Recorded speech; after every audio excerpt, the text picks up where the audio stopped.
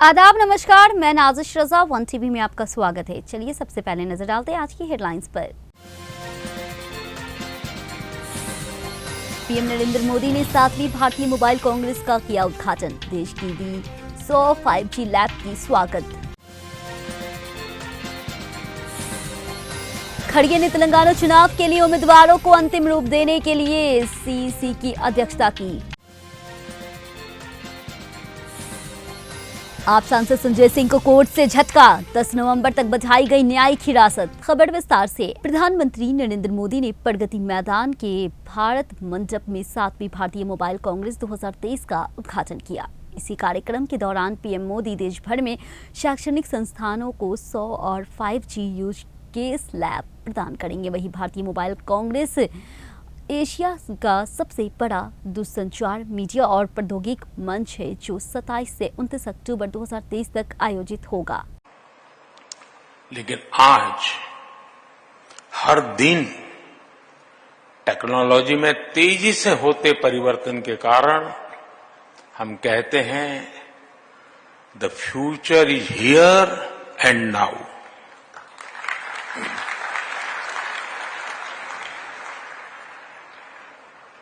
अभी कुछ मिनट पहले मैंने यहां एग्जीबिशन में लगे कुछ स्टॉल्स देखे। इस एग्जीबिशन में मैंने उसी फ्यूचर की झलक देखी, चाहे टेलीकॉम हो, टेक्नोलॉजी हो या फिर कनेक्टिविटी, चाहे 6G हो, AI हो, साइबर सिक्योरिटी हो, सेमीकंडक्टर्स हो, ड्रोन या स्पेस सेक्टर हो, डीप सी हो, ग्रीन टेक हो या फिर दूसरे सेक्टर्स। आने वाला समय बिल्कुल ही अलग होने जा रहा है। तेलंगाना के लिए उम्मीदवारों की पहली सूची जारी करने में लगभग 10 दिन बाद कांग्रेस अध्यक्ष मल्लिकार्जुन खड़गे ने बुधवार को 119 संसदीय विधानसभा के लिए बाकी उम्मीदवारों पर फैसला करने के लिए पार्टी की केंद्रीय चुनाव समिति की बैठक की अध्यक्षता भी की है। वहीं मल्लिकार्जुन खड़गे के अलावा बैठक में कांग्रेस संसदीय दल अध्यक्ष सोनिया गांधी, पार्टी महासचिव केसी वेणुगोपाल और राज्य प्रभारी मानिक राव ठाकरे, राज्य इकाई प्रमुख रेवंत रेड्डी, CLP भट्टी, विक्रमार्क मल्लू और उत्तम कुमार रेड्डी और अन्य भी उपस्थित थे। वहीं मल्लिकार्जुन खड़गे ने एक्स अकाउंट पे लिखा, तेलंगाना बदलाव के लिए तैयार हो रहा है, वहीं तेलंगाना कांग्रेस को चुनेंगे। वहीं असन्ना हार को देखते हुए BRS नेता लगातार कांग्रेस पार्टी पे हमला करके अपनी घोर निशाना दिखा रही है।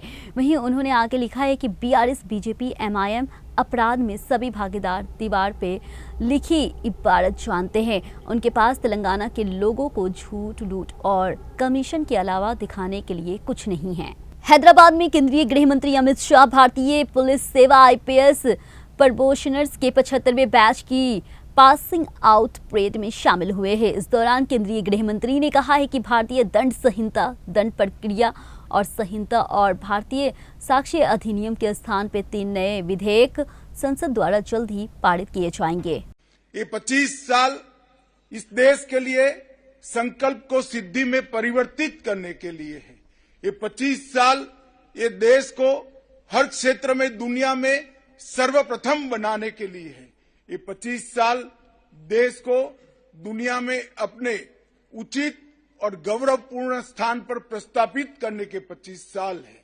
और इस संकल्प के 25 साल अमृत काल, जिसमें राष्ट्र संपूर्ण विकसित देश तो बनेगा ही बनेगा, परंतु दुनिया का हर क्षेत्र में नेतृत्व भी करेगा, उसमें देश की आंतरिक सलामती, सरहदों की सुरक्षा। चुनावी राज्यों में केंद्रीय एजेंसी की छापेमारी पर शिवसेना उद्धव ठाकरे गुट नेता संजय राउत कहते हैं, अब आदर्श आचार संहिता लागू हो गई है और आप छापेमारी कर रहे हैं, इसका क्या मतलब है? हमने कहा था कि महाराष्ट्र के लिए 10 नाम दिए हैं, आप उन पे छापेमारी क्यों नहीं कर रहे हैं? जहां चुनाव हो रहा है वहां उन लोगों पर छापेमारी की जा रही है जो भाजपा को हरा सकते हैं। निकालने के लिए जा रहे हैं, लेकिन अभी जो देखने को आ रहा है राजस्थान हो गया, दिल्ली हो गया, फिर से जो है वो ईडी की रेड शुरू हो गई है। देखिए ईडी हो, सीबीआई हो, अब कोड ऑफ कंडक्ट लागू हो, आचार संहिता लागू हो। जब आचार संहिता चल रही है, किसी राज्य की चुनाव चल रहा है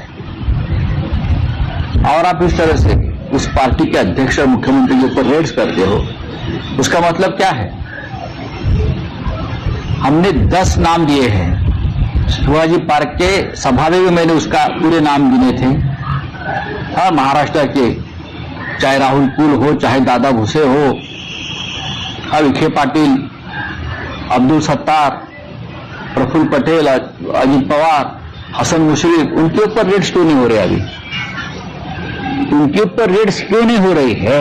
पीडीएस राशन वितरण में भ्रष्टाचार के कथित मामले में पश्चिम बंगाल की मंत्री ज्योतिप्रिया मलिक की गिरफ्तारी पर राज्य भाजपा अध्यक्ष डॉक्टर शिवकांत और मजूमदार का कहना है कि उनकी गिरफ्तारी निश्चित थी। ममता बनर्जी को चोरों से सहानुभूति है।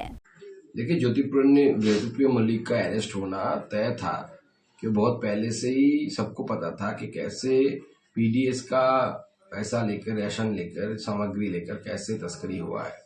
और ममता बनर्जी जो कह रही है, नया कोई नहीं, इससे पहले भी अफसर को बचाने के लिए वो धरने में बैठी है। चोरों के ऊपर उनका बहुत बड़ा सहानुभूति है और वो बोल रहे हैं कि ज्योतिप्रिया मलिक का डायबिटीज है।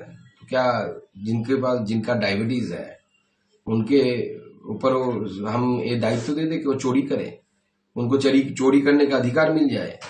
और उसके साथ उन्होंने जो बताया कि ईडी सीबीआई पे वो केस करेंगे, तो उनको करना है तो करने के लिए बोलिए। अगर डर क्यों है इतना? अगर डर नहीं है, अगर चोरी नहीं किया है, तो ईडी सीबीआई को अपना काम करने दीजिए। दूध का दूध, पानी का पानी हो जाएगा। नाबालिग लड़की से कथित दुष्कर्म के मामले पे राजसमंद के एएसपी शिवलाल भैरव का कहना है कि हमने पॉक्सो एक्ट के तहत एफआईआर दर्ज कर ली है। माता पिता ने मेडिकल जांच की मांग की है। पुलिस ने 2 आरोपियों को हिरासत में लेकर पूछताछ की है। थाने पर एफआईआर दर्ज की है पॉक्सो एक्ट में। बच्ची के परिजनों के द्वारा ये कहा गया है कि मेडिकल बोर्ड से मेडिकल करवाया जाए। उसके लिए आरके हॉस्पिटल में सीएमओ साहब से रिक्वेस्ट करके मेडिकल बोर्ड से करवा रखे हैं। नामजद आरोपियों को पुलिस ने डिटेन कर लिया गया है। सर, 2 लोग हैं, दो का नाम एफआईआर में जो नामजद है उनको पुलिस ने अपनी कस्टडी में ले लिया। कल का मामला है, एफआईआर दर्ज कर ली गई है। भारतीय चुनाव आयोग ने केंद्र सरकार को निर्देश दिया है वो 5 दिसंबर तक 5 राज्यों में अपनी प्रस्तावित विकसित भारत संकल्प यात्रा न निकाले। चुनाव आयोग ने कैबिनेट सचिव राजीव गौबा को संबोधित करते हुए एक लेटर लिखा है। वहीं केंद्र में आगामी चुनाव वाले राज्यों और नागालैंड के तापी निर्वाचन क्षेत्र में जिला रथ प्रभारी नियुक्त करने से परहेज करने को भी कहा है। वहीं विकसित भारत संकल्प यात्रा योजनाओं और पहलों पर केंद्र सरकार का मेगा आउटरीच कार्यक्रम है। वहीं चुनाव आयोग ने कहा है, हमारा संज्ञान ये आया है कि 20 नवंबर 2023 से शुरू होने वाली प्रस्तावित विकसित भारत संकल्प यात्रा के लिए विशेष अधिकारी के रूप में जिला रथ प्रहरियों को नियुक्ति हो रही है और उपरोक्त गतिविधियों उन निर्वाचन क्षेत्रों से नहीं जानी चाहिए जहां 5 दिसंबर 2023 तक आदर्श आचार संहिता लागू है। बता दें कि चुनाव आयोग ने इस महीने की शुरुआत में राजस्थान, मध्य प्रदेश, छत्तीसगढ़, तेलंगाना और मिजोरम सहित 5 राज्यों में विधानसभा चुनाव के कार्यक्रम की घोषणा की गई है। वहीं चुनाव आयोग को लेटर मिलने के बाद केंद्र सरकार ने भी स्पष्ट कर दिया है कि वह चुनावी राज्यों में इस यात्रा को नहीं करेंगे। वहीं सूचना और प्रसारण सचिव अपूर्व चंद्रा ने पत्रकारों से बात करते हुए कहा कि 2.55 लाख ग्रामीण पंचायतों और लगभग 18,000 शहरी स्थानों में सरकारी पहल को बढ़ावा देने के लिए हम ऐसा कर रहे थे, पर अब इन 5 राज्यों में इन्हें शुरू करने की हमारी कोई योजना नहीं है। कतर ने भारतीय नौसेना के 8 पूर्व कर्मियों को मौत की सजा दी है। भारत इस मामले को चुनौती भी देने वाला है कि इस बीच विपक्षी पार्टियों ने इस मुद्दे पर सरकार को घेरना शुरू कर दिया है। उनका कहना है कि उन्होंने संसद में जब इस मुद्दे पर चर्चा की तो सरकार ने इसे गंभीरता से नहीं लिया और कांग्रेस, एमआईएम समेत सभी दल इस पर सरकार को घेर रहे हैं।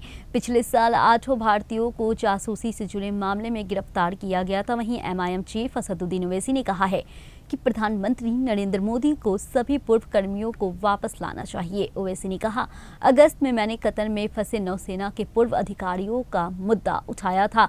आज उन्हें मौत की सजा दी गई है। वहीं पीएम मोदी बड़ी बड़ी बातें करते हैं और इस्लामिक देश उनसे कितना प्यार करते हैं। उन्हें पूर्व अधिकारियों को वापस लाना चाहिए। ये बेहद दुर्भाग्य की बात है कि उन्हें मौत की सजा का सामना करना पड़ रहा है। वहीं कांग्रेस सांसद मनीष तिवारी ने भी कहा है कि सरकार ने पूर्व कर्मियों के पारिवारिक के सदस्यों और पूर्व सैनिक लिंग और यहां तक कि सांसदों के अनुरोध का कभी भी गंभीरता से नहीं लिया गया है।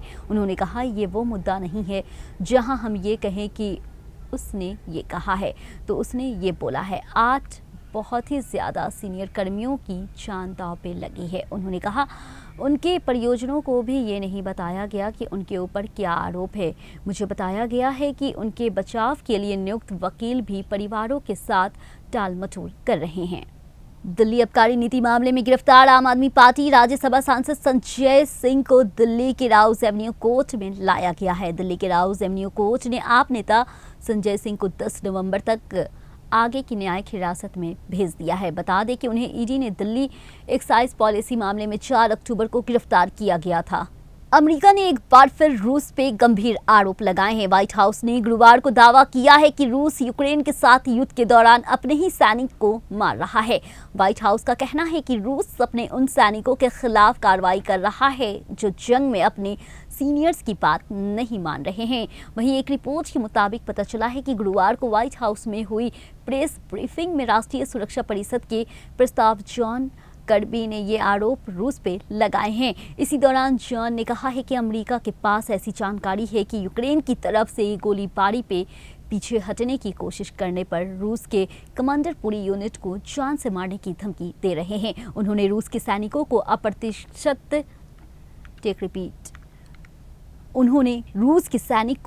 अप्रशिक्षित और कम सुसज्जित और युद्ध के लिए तैयार किए हैं।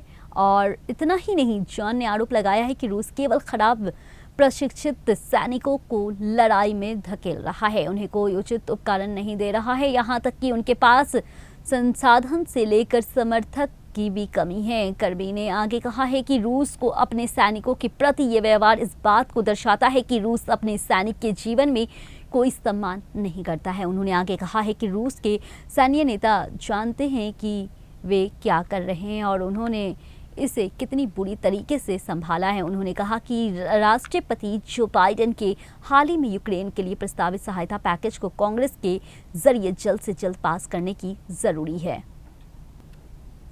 आज के समाचार में इतना ही। मुझे दीजिए इजाजत, फिर मिलेंगे नए समाचार के साथ सिर्फ ऑन टीवी में।